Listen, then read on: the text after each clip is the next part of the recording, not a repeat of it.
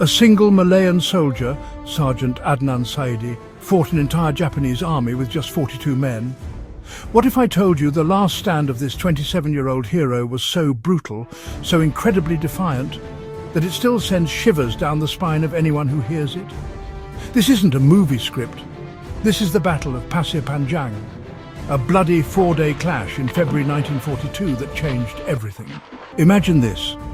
It's February 13th, 1942. The Japanese Empire is sweeping through Southeast Asia, and they've set their sights on Singapore.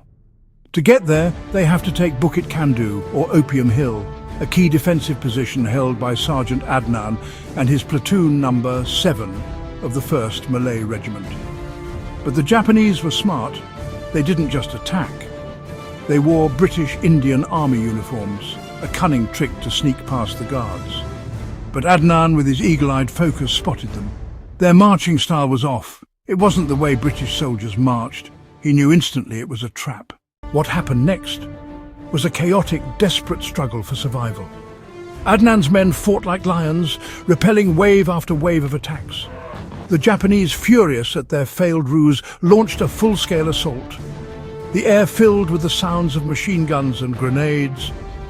But Adnan, a seasoned veteran who had excelled in all his training, was everywhere, a blur of motion, yelling orders and inspiring his men. He refused to retreat. His battle cry, Biar, Putih, Tulang, jangan Putih mata, which means it's better to die than to live in shame, became the mantra of the entire platoon. But how could 42 men possibly hold out against thousands? They couldn't. By the final day, February 14th, they were out of ammunition. The Japanese were closing in, and the battle turned from a firefight into a brutal hand-to-hand fight. Adnan, wounded multiple times, fought with a ferocity that stunned even his enemies. He was eventually captured. What did the Japanese do to this courageous man who had caused them so much grief? They tied him to a cherry tree, bayoneted him repeatedly, and then decapitated him. This wasn't just murder. It was an act of pure rage and a warning to others. But what they didn't know was that his sacrifice had already inspired a legend.